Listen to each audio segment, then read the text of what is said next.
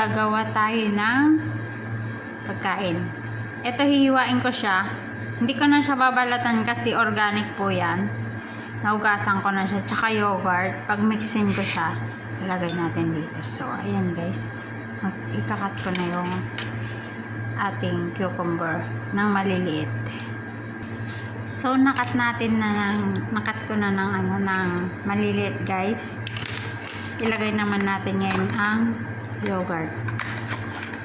So, ayan, ilagay natin. Tapos, lagyan natin ng konting asin. So, ayan yung yogurt. Ayan, lagyan natin ng konting asin. Konti lang siya para hindi siya masyadong maalat.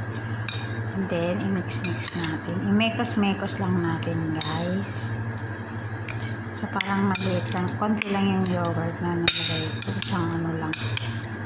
So, okay na yan, guys. Ayan. So, ayan, guys. Thanks for watching. Bye-bye. Salamat sa panonood. Ayan, cucumber with yogurt. Pwede pa. Bye, guys.